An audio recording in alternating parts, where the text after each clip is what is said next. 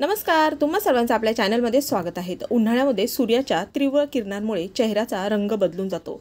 एवढंच नाही तर आपली त्वचा खूप वेळेस काळवंडलेली दिसते, निस्तेज दिसते आणि कोमेजलेली दिसू लागते।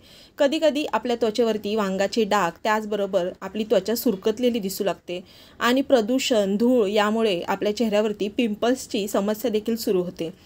तर आज मी तुम्हाला आपली त्वचा अगदी आरशासारखी चमकवण्यासाठी काही इथे मी एक सोपा उपाय सांगणार आहे, होम रेमेडी सांगणार आहे। तर आपल्या घरात उपलब्ध असलेल्या साहित्यापासूनच आपण ही 100% असरदार अशी होम रेमेडी पाहणार आहोत। तर त्यासाठी आपल्याला इथे घ्यायचा आहे बटाटा, जो आपल्या सर्वांच्याच घरी अगदी इझिली अवेलेबल असतो। आणि नंतर आपल्याला काय करायचं आहे, हे जो बटाटा आहे त्याचा आपल्याला साल काढून घ्यायचा आहे। हे पहा, इथे मी हे बटाटा घेतलेला आहे मध्यम आकाराचा आणि त्याचं साल काढून घेतलेला आहे। आणि नंतर आपल्याला किसणीचा वापर करून बटाटा किसून घ्यायचा आहे।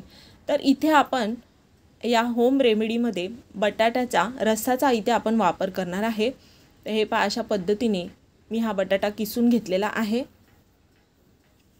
नंतर आपल्याला काय करायचं आहे, एखादं दुसरं भांडं घ्यायचं आहे आणि आपली जी चहा गाळण्याची गाळणी असते त्याच्या उपयोगाने आपल्याला या बटाट्याचा सर्व रस काढून घ्यायचा आहे। तर बटाट्याचा वापर करून आपण आपल्या चेहऱ्यावरील डार्क स्पॉट, त्याचबरोबर उन्हाळ्यामध्ये जे आपल्याला टॅनिंग होतं ते दूर करण्यासाठी आपल्याला बटाट्याच्या रसाचा खूप उपयोग होतो। आणि तसेच आपल्या चेहऱ्यावरील जर ग्लो कमी झाला असेल तर बटाट्याचा हा मास्क वापरल्याने आपल्याला ग्लो पुन्हा येण्यास मदत होते।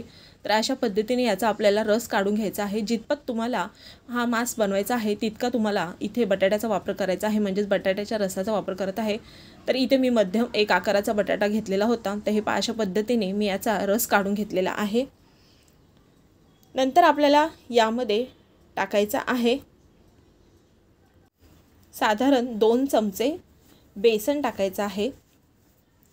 तर ही जी आपण होम रेमेडी बनवत आहोत ती आपल्याला अगदी पटापट बनवायची आहे, कारण बटाट्यामध्ये भरपूर प्रमाणात स्टार्च असतं आणि त्यामुळे तो जो आपण रस काढलेला आहे तो लवकर काळपट पडू शकतो, पिवळसर पडू शकतो। त्यामुळे आपल्याला ही होम रेमेडी अगदी पटापट अशी बनवायची आहे।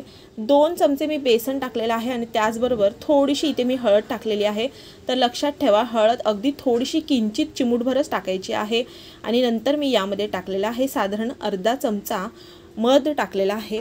तर हळद आणि बेसनामुळे आपल्या त्वचेला अनेक फायदे होतात। हळदीमध्ये असलेल्या अँटीऑक्सिडंट गुणधर्मामुळे चेहऱ्यावर ग्लो येण्यास मदत होते आणि तसेच यातील अँटीसेप्टिक आणि अँटीबॅक्टेरियल गुणांमुळे पिंपल्सही दूर होतात। तर अशा पद्धतीने आपल्याला ह्या चारही वस्तू अगदी मस्त अशा एकजीव करून घ्यायच्या आहेत। तर हा मास्क मला थोडासा पातळ वाटतोय, तर यामध्ये आता आपण आणखीन 1 चमचा मी इथे बेसन ॲड करत आहे। थोडासा हा मास्क आपल्याला घट्टसर बनवायचा आहे, कारण तो आपल्या चेहऱ्यावरती आपल्याला अप्लाय करताना तो व्यवस्थित आपल्या चेहऱ्यावरती अप्लाय झाला पाहिजे। तर हे पहा, अशा पद्धतीचा हा मास्क, इतक्या अशा कन्सिस्टन्सीचा हा मास्क मी इथे तयार केलेला आहे। यामध्ये आपण मध टाकलेला आहे, त्यामुळे आपला चेहरा मॉइश्चराइज राहायला मदत होते। आणि त्याचबरोबर जर तुमचा चेहरा डल झाला असेल तर चेहऱ्याला अगदी मस्त असा चमक येते आपल्या चेहऱ्याला। तर हे पहा, अशा पद्धतीने आपल्याला हा मास्क आपल्या चेहऱ्यावरती लावायचा आहे। इथे मी तुम्हाला हातावरती लावून दाखवत आहे। तर अगदी अशी पातळ लेयर आपल्याला याची लावायची आहे, जास्त जाडसर अशी लेयर लावू नका, अगदी पातळसर लेयर आपल्या चेहऱ्यावरती लावायची आहे। आणि साधारण आपल्याला 3 ते 4 मिनिटे हा मास्क लावून आपल्या चेहऱ्यावरती याचा मसाज करायचा आहे। तर हे पहा, अशा पद्धतीने मी हा मसाज करत आहे। तर मसाज करून झाल्यानंतर आपल्याला हा जो मास्क आपण आपल्या चेहऱ्यावरती अप्लाय करणार आहोत तो पूर्णपणे आपल्याला सुकू द्यायचा नाही आहे। तो थोडासा जेव्हा ओलसर होतो, थोडासा असा अर्धवट सुकतो, तेव्हाच आपल्याला हा मास्क आपल्या चेहऱ्यावरून रिमूव्ह करायचा आहे। तर आता मी हा मास्क थोडासा इथे सुकून घेत आहे, तर पूर्णपणे सुकवायचा नाही आहे। तर साधारण 2 ते 3 मिनिटानंतर तुम्ही पाहू शकता हा मास्क थोडासा ओलसर दिसत असेल। नंतर आपल्याला काय करायचं आहे, एखादा सॉफ्ट रुमाल, कुठलाही सॉफ्ट कपडा घ्यायचा आहे आणि तो कोमट पाण्यामध्ये बुडून आपल्याला हा मास्क अशा पद्धतीने वाईप आउट करून घ्यायचा आहे। तर आपल्याला चेहरा डायरेक्ट धुवायचा नाही आहे, कोमट पाण्यामध्ये असं सॉफ्ट कुठलाही कपडा टाकून आपल्याला आपला चेहरा असा वाईप आउट करून घ्यायचा आहे।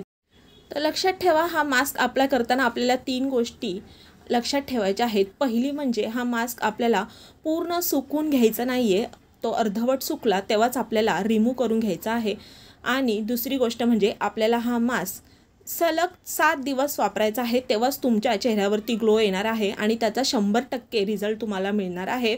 आणि तिसरी अगदी महत्त्वाची गोष्ट म्हणजे हा मास्क लावण्यापूर्वी आपल्याला कुठलाही मेकअप प्रोडक्ट आपल्या चेहऱ्यावरती अप्लाय केलेलं नसायला हवं। आपला चेहरा अगदी स्वच्छ असा धुवून घ्यायला पाहिजे आणि नंतरच आपल्याला हा मास्क आपल्या चेहऱ्यावरती अगदी स्वच्छ अशा चेहऱ्यावरती अप्लाय करायचा आहे। आणि नंतर आपल्याला एखादं मॉइश्चरायझर किंवा इथे तुम्ही मॉइश्चरायझर क्रीम नसेल तुमच्याकडे तर तुम्ही खोबरं तेल किंवा बदामाचं तेल देखील इथे ॲज अ मॉइश्चरायझर म्हणून वापरू शकता। तर हे पहा, हा उपयोग तुम्ही सलग 7 दिवस करून पहा, तर नक्कीच तुम्हाला याचा पॉझिटिव्ह रिझल्ट मिळेल। तर उन्हाळ्याच्या काळात त्वचेची काळजी घेणं आणि चेहरा तजेलदार ठेवणं हे आपल्यासाठी एक मोठं आव्हान असतं आणि अशामध्ये महागड्या स्किन केअर प्रोडक्टमध्ये पैसे टाकून चेहऱ्यावर केमिकल्सचा भडीमार करणं म्हणजे आणखी एक मोठी जोखीम असते। कारण अनेकदा हे प्रोडक्ट तात्पुरता दिलासा देतात आणि आपल्याला ते भविष्यात आपल्या त्वचेसाठी ते धोकादायक ठरू शकतात।